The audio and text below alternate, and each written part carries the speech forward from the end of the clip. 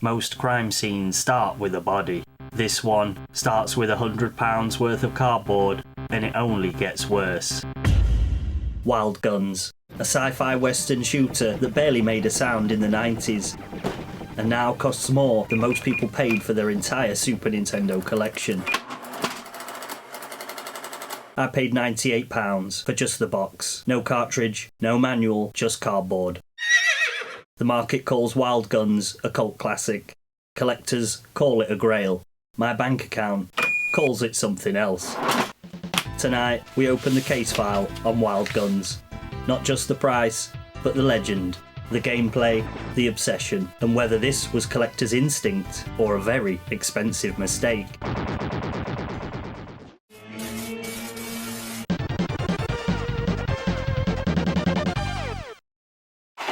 So how does a £100 empty box make sense? To answer that, you have to understand the game. This is a gallery shooter. Born in the arcades. Think Cabal or Blood Brothers, Dynamite Duke and SNK's NARM 1975. You're locked to the bottom of the screen, dodging left and right while aiming into the background and mowing down waves of enemies. Simple, reflex-driven, pure arcade adrenaline. But by the mid-90s, this style was fading fast. The industry was sprinting toward 3D graphics and cinematic experiences. The gallery shooter was becoming obsolete. That's when Natsume made a bold decision. Instead of porting an arcade game, they built one exclusively for the Super Nintendo. That changed everything. What they created wasn't just a throwback, it was the most refined version of a dying genre.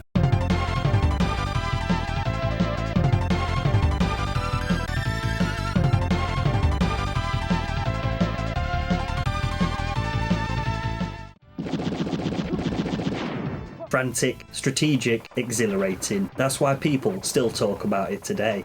Great games get remembered. Rare games get hunted.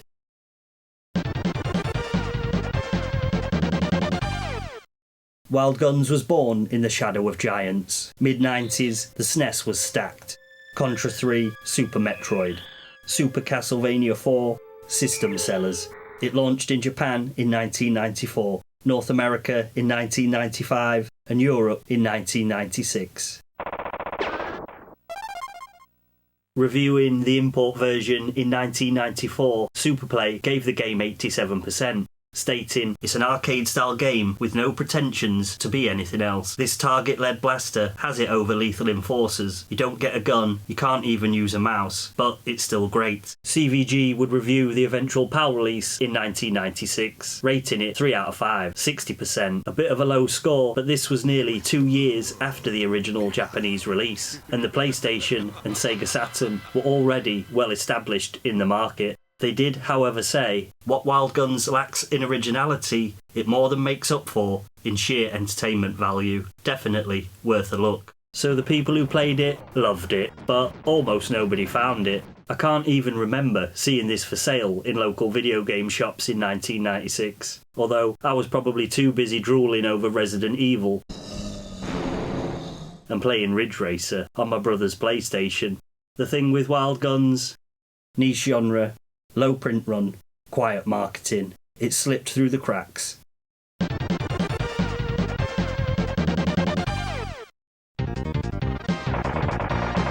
Years later, the internet rediscovered it. Hidden gem videos spread. Collectors whispered. Demand went up, supply didn't. That's how forgotten cartridges become grails. Not because they were hits, but because they were good, rare, and mythologized.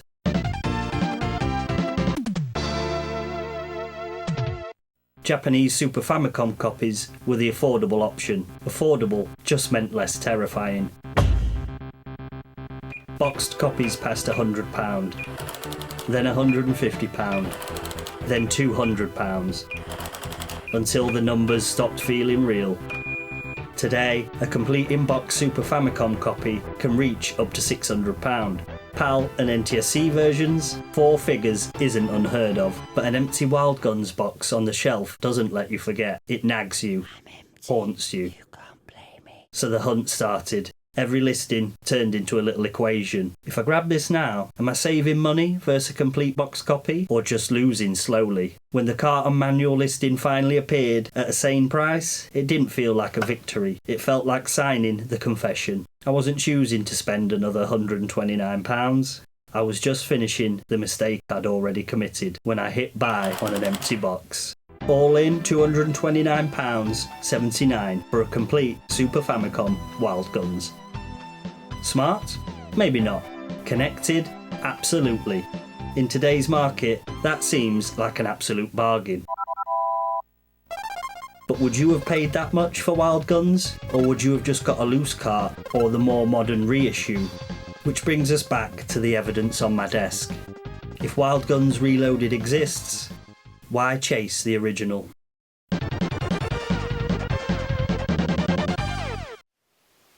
£230. Box, manual, cartridge. On a spreadsheet, terrible idea. For gameplay per pound, Reloaded wins. Modern platforms, extra features, lower cost, zero anxiety about aging cardboard. It's smarter, it's rational, but collecting has never been rational. If you're building a curated shelf, not just a playable library, this price is painful, but defensible.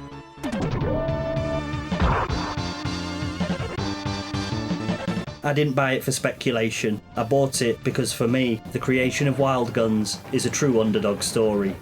Just 3 core members and 5 intense months. Instead of chasing trends and newer consoles, they doubled down on the aging hardware that they knew best. A game whose sci-fi western aesthetic drew inspiration from multiple layers of popular culture.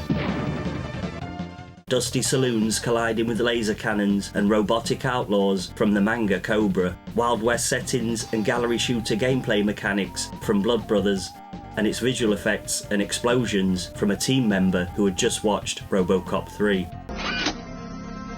You may want to call the fire department. The result is a game that feels nostalgic, yet completely original. And suddenly, £100 for an empty box doesn't feel insane. It feels like preserving a story. So, was it worth it? If you just want to play Wild Guns, don't do what I did. Buy Reloaded, use a flash cart, emulate it. The game deserves to be played, not trapped behind cardboard and paywalls. But if you live for that intersection of scarcity, story, and style, this is one of the rare cases where the legend does, reluctantly, justify the price. Because obscurity doesn't erase greatness. Sometimes it just delays it. Case file, Wild Guns, closed. Verdict, legend. Verified. Value depends which side of the till you're standing on. And this isn't the only reckless decision on this shelf. Click into that junk Nintendo lot on screen. You don't want to miss that one. Till next time, Crypt Dwellers, keep digging.